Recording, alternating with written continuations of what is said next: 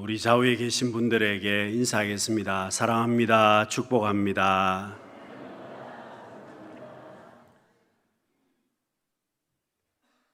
오늘은 예수님께서 예루살렘에 입성하신 종려주일입니다. 여러분, 왜 예수님께서 예루살렘에 입성하셨습니까? 예수님께서 예루살렘에 올라가신 것은 십자가를 지시기 위함이었습니다. 그래서 여러분, 오늘부터 일주일 동안 고난주간이 또 시작이 됩니다. 여러분, 주님께서 십자가를 지시기 위해서 예루살렘에 올라가셨고 십자가를 감당하셨습니다. 여러분, 우리가 이 고난주간을 보내면서 내가 하나님 앞에 받은 바 그 사명에 대해서, 또 내가 하나님 앞에 받은 바 그 사랑에 대해서 우리는 하나님 앞에 기도하며 나아가야만 합니다. 여러분, 사도 바울은 하나님 앞에 큰 은혜를 받은 사람이었습니다. 여러분, 바울이 자기가 하나님 앞에 엄청난 은혜를 받은 사람이었기 때문에 빚진 자로서의 그런 삶을 바울은 살았습니다. 여러분, 본문 14절 말씀에 보시면은 바울은 헬라인이나 야만인이나 지혜 있는 자나 어리석은 자에게 다 내가 빚진 자라. 여러분, 바울은 내가 빚진 자라고 고백을 했습니다.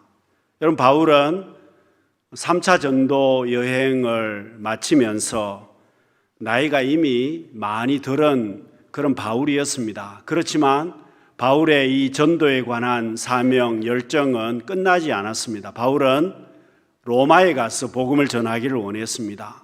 그리고 로마뿐만 아니라 그 당시에 세계의 끝이라고 이야기하는 스바나, 지금의 스페인까지 가서 복음 전하기를 원했습니다. 여러분, 바울이 왜 이런 마음을 가지고 있었겠습니까? 왜 이렇게 복음을 전하려고 노력했겠습니까? 사도 바울이 주님 앞에 그 십자가 사랑 가운데 빚진 자로서의 사명을 감당하기를 원했기 때문입니다. 여러분, 바울은 빚진 자로서의 삶을 살았던 겁니다. 어느 가정집에 메모도 없고 발신인이 누군지도 모르는 선물이 도착을 했습니다. 이 선물은 그 당시에 브로드웨이에서 가장 유명한 그런 공연 입장권이었습니다. 가정에 부부만 살고 있는데 공연 입장권이 선물로 도착을 했습니다. 아무리 생각을 해도, 아무리 확인을 해보아도 누가 보냈는지 이 부부가 알 수가 없었습니다. 그런데 입장권을 사용해야 되는 시간은 다가와서 이 부부가 할 수 없이 그 공연장에 가서 그 공연에 참여를 했습니다. 그리고 즐겁게 그 공연을 마치고 집에 돌아와 보니까 집에 도둑이 들었습니다. 도둑이 와서 집에 있는 물건을 다 훔쳐갔습니다. 그리고 침대 위에 도둑이 쓴 것 같은 메모가 남아 있었습니다. 이제 누가 보냈는지 알겠지. 여러분, 그 말은 도둑이 공연 티켓을 보낸 겁니다. 그리고 주인 부부가 공연장에 있을 때에 도둑이 들어와서 물건을 다 훔쳐갔습니다. 여러분, 우리는 세상에 공짜가 어디 있느냐고 이야기를 합니다. 여러분, 주님의 십자가의 사랑은 공짜가 아닙니다. 여러분, 내가 하나님 앞에 구원받고 하나님의 자녀가 되고 천국 백성 된 것은 절대로 공짜가 아닙니다. 주님께서 십자가 상에서 그 대가를 다 지불하셨다는 겁니다. 나는 그저 받은 것이지만, 나는 하나님의 은혜로 받은 것이지만 주님이 대가를 다 지불하셨다는 겁니다. 여러분, 사도 바울은 그렇기 때문에 빚진 자로서의 삶을 살았습니다. 자기가 과거에 예수 믿는 사람들을 핍박했습니다. 예수 믿는 사람들을 잡아다가 옥에 가두었습니다. 심지어 스데반이 순교하는 자리에 자기도 있었습니다. 여러분, 바울은 자기와 같은 사람을 주님께서 사랑해 주셔서 다메섹 도상에서 예수님을 만나게 하시고 자기에게 사도의 직분까지 주신 것에 감사해서 바울은 빚진 자로서의 삶을 평생을 살았습니다. 여러분, 사도 바울뿐만 아닙니다. 오늘 우리도 그렇습니다. 여러분, 우리나라가 어려운 시기가 있었습니다. 지금 잘 살고 있지만 어려운 시기가 있었고 정치적으로 경제적으로 힘든 시기가 있었습니다. 여러분, 그때에 그 시기에 선교사님들이 우리나라에 들어왔습니다. 여러분, 선교사님들이 전혀 알지도 못하는 나라에 들어와서 자기 목숨을 내어놓고 복음을 전했습니다. 여러분, 지금 또 선교사님들의 무덤이 있는 양화진에는 그 선교사님들이 남겨놓은 그 무덤의 자리들이 그대로 남아 있습니다. 자기 목숨을 이 땅을 위해서 버렸다는 겁니다. 그렇게 해서 우리에게 복음이 전해졌습니다. 여러분, 사도 바울뿐만 아니라 오늘 우리 역시도 복음에 빚진 자들입니다. 여러분, 그 복음을 통해서 우리가 하나님 앞에 구원을 받았습니다. 그 복음을 통해서 우리가 하나님의 은혜를 받게 되었습니다. 여러분, 로마서 6장 23절 말씀을 보시면 죄의 삭은 사망이요 하나님의 은사는 그리스도 예수 우리 주 안에 있는 영생이니라 말씀하고 있습니다.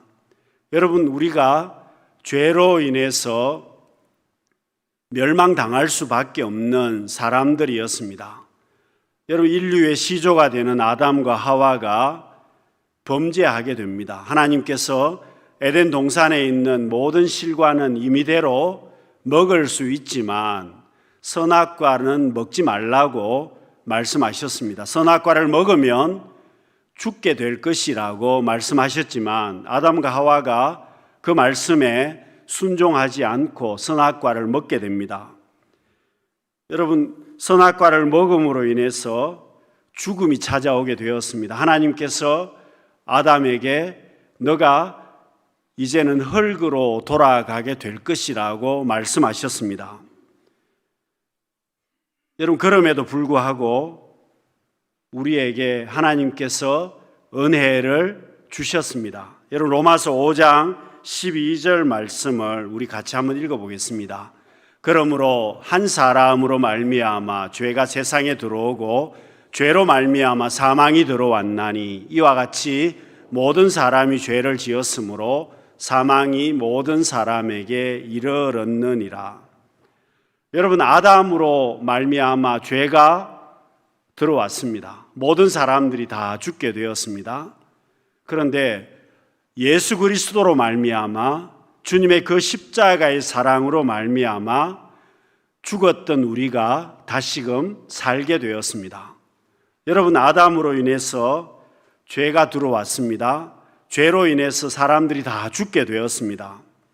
여러분, 신학적으로 이야기하면 이걸 대표의 원리라고 이야기를 합니다. 한 사람 아담이 선악과를 먹고 죄를 지었는데 왜 모든 인류가 죽게 되었느냐? 이것을 대표의 원리라고 이야기합니다. 아담과 하와가 인류의 대표이기 때문입니다. 여러분, 더 쉽게 말씀을 드리면 버스가 비탈길을 내려가고 있습니다. 버스 안에 사람이 가득 타고 있습니다. 그러면 여러분, 버스 운전사는 어떻게 운전을 해야 되겠습니까? 정신을 똑바로 차리고 운전을 해야만 합니다. 한눈 팔지 말고 운전을 해야 되는데 이 버스 운전사가 한눈을 팔다가 버스가 전복이 되었습니다. 여러분, 운전사만 다치게 됩니까? 그렇지 않습니다. 그 버스에 타고 있는 모든 사람들이 다 다치게 되어 있습니다. 여러분, 아담이 범죄함을 통해서 죄가 들어오게 되었고 죄로 인해서 사망이 찾아오게 되었습니다. 그래서 여러분, 성경에 가장 오래 산 사람이 무두셀라인데 969세를 살았습니다. 거의 1000년을 살았는데 그 사람도 죽게 되었습니다. 왜냐하면 죄로 인해서 사망이 찾아왔기 때문입니다. 여러분, 오늘 우리 역시도 죽을 수밖에 없는, 심판의 대상이 될 수밖에 없는 우리들인데, 여러분, 예수님께서 십자가를 지심으로 말미암아 우리에게 구원의 길을 열어주셨습니다. 여러분, 아담이 지은 죄의 결과로 죽게 되었는데 예수님이 오셔서 십자가를 지심으로 우리가 살게 되었습니다. 여러분, 내가 애쓰고 힘쓰므로 인해서 구원을 받은 것이 아닙니다. 우리 주님을 통해서 거저 받은 겁니다. 주님께서 죄의 문제를 해결해 주심으로 인해서 내가 하나님의 자녀가 되고 은혜를 누리게 된 것입니다. 여러분, 본문 16절 말씀에 보시면은요, 이 복음은 모든 믿는 자에게 구원을 주시는 하나님의 능력이 됨이라. 유대인이든지 헬라인이든지 어떤 사람이든지 간에 예수 그리스도를 믿으면 구원을 얻게 되었습니다. 여러분, 하나님께서 우리에게 생명의 길을 예수님을 통해서 열어주신 것입니다. 여러분, 오늘 우리는 그 십자가의 사랑을 받고 있습니다. 여러분, 내가 어떻게 살아야 되겠습니까? 십자가의 사랑을 받고 있는 우리들이기 때문에 우리는 십자가를 바라보는 삶을 살아야 합니다. 십자가를 붙드는 삶을 살아야 합니다. 십자가와 함께하는 삶을 우리는 살아야만 합니다. 여러분, 사람이 무엇을 바라보고 살아가느냐, 그것으로 그 사람의 인생이 결정이 됩니다. 여러분, 어떤 사람은 돈만 바라보고 살아갑니다. 돈만 바라보고 살면, 여러분, 돈 버는 인생으로만 살면 그걸로 끝입니다. 어떤 사람은 건강만 위해서 살아갑니다. 건강하게 살기 위해서 모든 것을 건강에 초점을 맞추고 살아가시는 분들도 많습니다. 그러면 여러분, 그 사람은 오직 건강만을 위해서 사는 사람입니다. 여러분, 어떤 사람은 자녀만을 위해서 살아가시는 분들도 있습니다. 모든 초점이 자녀들에게 맞추어져 있습니다. 그러면 그 사람은 오로지 자녀만을 위해서 사는 사람입니다. 여러분, 우리가 어떻게 살아야 하겠습니까? 오늘 우리는 십자가의 은혜를 받은 사람들입니다. 우리는 십자가를 바라보아야 합니다. 십자가를 붙들어야 합니다. 십자가와 함께하는 삶을 살아야 되는 사람들입니다. 여러분, 십자가를 바라보면 나 자신의 모습을 알 수 있습니다. 십자가를 붙들면 하나님을 알 수 있습니다. 여러분, 누가복음 5장에 보시면 베드로가 밤새도록 물고기를 잡았습니다마는 물고기를 잡지를 못했습니다. 빈 그물이었습니다. 빈 배였습니다. 베드로는 나중에 주님의 말씀을 듣고 주님께서 명령하신 대로 깊은 데로 가서 그물을 던져서 물고기를 잡게 됩니다. 그물이 찢어질 정도로 물고기를 많이 잡습니다. 그러면 여러분, 우리 같으면 어떻게 반응하면 정상이겠습니까? 내가 순종하기 어려운 주님의 말씀에 순종해서 물고기를 정말 많이 잡았습니다. 의기양양하게 주님 앞에 나갈 수 있었습니다. 그런데 여러분, 베드로는 정반대의 행동을 하게 됩니다.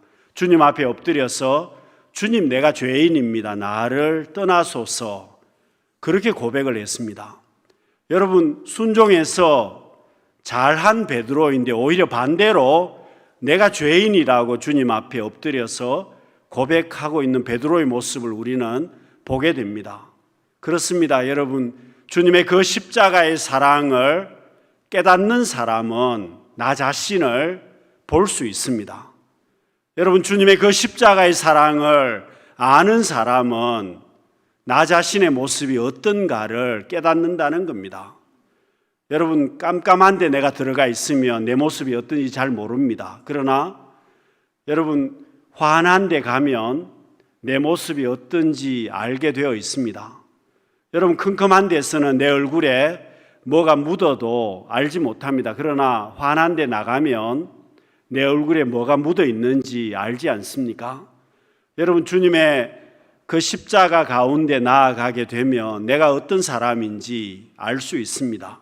내가 어떤 죄인인지 깨닫게 됩니다. 나의 허물과 나의 모습을 알게 된다는 겁니다. 여러분, 베드로가 자신의 추한 모습을 발견하고 내가 죄인입니다 라고 주님 앞에 고백을 했습니다. 사랑하는 성도 여러분, 오늘 우리 역시도 오늘 우리는 내 힘으로 사는 사람들이 아닙니다. 내 능력으로 사는 사람들이 아닙니다. 오늘 우리는 주님의 그 십자가의 사랑으로 살아가는 사람들입니다. 여러분, 내가 주님의 십자가를 바라보고 사는 사람입니다. 여러분, 지금 또 내 힘으로 무언가 해보겠다고 노력하시는 분들은 나는 아직 주님의 그 십자가의 사랑을 올바르게 깨닫지 못하는 사람입니다. 여러분, 십자가를 붙드는 사람, 그 십자가의 사랑을 온전히 알고 있는 사람은 내 힘으로 살아갈 수 없다는 것을 알고 있습니다. 내 능력으로 살 수 없다는 것을 알고 있습니다. 주님께서 주시는 은혜 가운데 우리는 살아야 되는 사람들입니다. 주님께서 함께 해주시는 그 사랑으로 우리는 살아야 한다는 겁니다. 여러분, 십자가라는 안경을 쓰고 보면 모든 사람이 다 죄인입니다. 여러분, 종합병원에 가보시면 환자들의 이름이 기록이 되어 있습니다. 그런데 그 환자들의 이름 앞에 아무것도 붙지 않습니다. 그저 환자 누구라고만 적혀져 있습니다. 그가 권세 있는 사람이라도, 그가 돈 많은 부자라도 그 이름만 적혀 있습니다. 그리고 여러분, 그 누구라도 똑같은 환자복을 입고 있습니다. 그렇습니다. 여러분, 의사 앞에 환자는 똑같은 환자입니다. 여러분, 주님 앞에 우리의 모습들을 돌아보면 모두가 다 죄인이라는 겁니다. 그 십자가의 사랑을 받아서 우리는 하나님 은혜 가운데 지금 살고 있습니다. 사랑하는 성도 여러분, 우리가 주님의 십자가를 바라보고 살면 우리는 무서울 것이 없는 사람들입니다. 죽음의 자리조차도 무섭지 않습니다. 왜 그렇습니까? 육신의 몸은 죽을 수 있지만 내 영혼은 죽지 않습니다. 여러분, 순교자들은 그래서 죽음에 대한 두려움이 없었습니다. 비록 저 사람들이 육신은 죽일 수 있어도 내 영혼까지는 죽일 수 없다는 것을 알고 있었기 때문입니다. 사랑하는 성도 여러분, 오늘 우리는 우리 인생이 힘들수록 주님의 십자가를 바라보아야만 합니다. 여러분, 내가 힘들고 어려울수록 우리는 주님의 십자가를 바라보아야 합니다. 왜 그렇습니까? 그 십자가가 주님의 사랑의 표식이기 때문에 그렇습니다. 주님이 얼마나 나를 사랑하셨느냐, 십자가가 그것을 증명하고 있습니다. 주님의 십자가를 바라보아야 합니다. 나는 주님의 십자가를 붙들고 살아야 합니다. 나는 그 주님의 십자가와 함께 살아가는 사람입니다. 여러분, 하나님의 성도된 우리들이 특별히 감사해야 되는 것이 있습니다. 여러분, 십자가의 사랑을 통해서 천국 백성 된 것만 해도 감사한데 우리에게 하나님께서 직분을 주셨습니다. 목사로, 장로로, 권사로, 집사로 우리를 세워주셨습니다. 여러분, 하나님께서 우리에게 생명구원의 놀라운 은혜도 주신 것만 해도 감사한데 직분까지 주셨다는 겁니다. 여러분, 우리가 그 직분을 어떻게 감당하고 계십니까? 내가 직분을 받았다고 해서 그 직분을 잘 감당하는 것은 아닙니다. 여러분, 조선시대 왕의 숫자가 27명입니다. 그런데 철종이 25대 왕입니다. 25대 왕인데 이 철종은 강화도의 강화도령으로 살았던 사람이었습니다. 그런데 안동 김씨가 세력을 잡고 있는 그 시기에 왕의 적통이 끊어졌습니다. 여러분, 안동 김씨 세도가들이 자신들이 계속해서 권력을 잡고 있으면서 허수아비 왕을 세우기를 원했습니다. 그런데 아무나 세울 수는 없고 이성계의 후손으로 왕족 가운데 한 사람을 세우려고 하는데 그 사람이 바로 강화도에서 살고 있는 철종이었습니다. 그가 조선 25대 왕으로 등극을 했습니다. 그런데 여러분, 철종이 왕이 되었습니다. 왕이 되었지만 왕답게 살지를 못했습니다. 아무도 철종을 도와주지 않습니다. 허수아비 왕으로 살게 되었습니다. 여러분, 허수아비 왕으로 살게 되니까 그저 향락을 누리면서 그저 허수아비 왕으로 살다가 젊은 나이에 이 철종이 죽게 됩니다. 여러분, 왕이 되었지만 왕답게 살지를 못했습니다. 여러분, 마찬가지입니다. 내가 하나님의 자녀이고 직분자이지만 직분자답게 살아야 한다는 겁니다. 여러분, 내가 하나님의 자녀이라면 자녀답게 살아야 한다는 것입니다. 여러분, 왕이라고 해서 모두가 다 똑같은 왕이 아닙니다. 직분자라고 해서 모두가 다 똑같은 직분자는 아니라는 겁니다. 여러분, 하나님의 자녀답게 살아야 하나님께서 원하시는 그 직분자답게 살아야 된다는 겁니다. 사랑하는 성도 여러분, 하나님께서 우리에게 베풀어 주신 은혜는 엄청난 것입니다. 여러분, 그 은혜가 나 혼자 잘 먹고 잘 살아라고 주님께서 십자가를 지신 것이 아닙니다. 여러분, 나 혼자 잘 살다가 나중에 천국 오라고 주님께서 말씀하시지 않았습니다. 하나님의 영광을 위해서 우리가 살아야만 한다는 겁니다. 직분자로서 직분자답게 살아야만 합니다. 주님의 십자가의 사랑을 받은 자로서 그 사랑에 빚진 자로서 살아야 한다는 겁니다. 여러분, 오늘 우리가 십자가 사랑에 빚진 자들입니다. 사도 바울만 그렇게 사는 것이 아닙니다. 오늘 우리 역시도 그렇게 살아야 한다는 겁니다. 여러분, 15절 말씀에 보시면은요, 그렇게 고백합니다. 그러므로 나는 할 수 있는 대로 로마에 있는 너희에게도 복음 전하기를 원하노라. 여러분, 사도 바울은 할 수 있는 대로라고 고백을 했습니다. 내 힘대로 하겠다는 겁니다. 여러분, 내가 20kg를 들 수 있는 사람입니다. 내 힘이 있어서 20kg를 들 수 있습니다. 그런데 10kg만 들고 있으면 그는 할 수 있는 대로 하는 사람이 아닙니다. 여러분, 내가 힘이 있어서 50kg를 들 수 있는 사람인데 20kg만 들고 있으면 할 수 있는 대로 하는 사람이 아니라는 겁니다. 내 힘대로 하지 않는 것입니다. 여러분, 사도 바울은 자신이 할 수 있는 대로 사명을 감당했습니다. 그래서 믿음의 아들 디모데에게 바울이 그렇게 고백을 했습니다. 나의 달려갈 길을 마치고 내가 최선을 다해서 하나님 앞에 사명을 감당했으니 이제는 의의 면류관이 나를 위해서 준비되어 있을 것이다. 그렇게 바울은 고백을 했습니다. 할 수 있는 대로 사명 감당했다는 겁니다.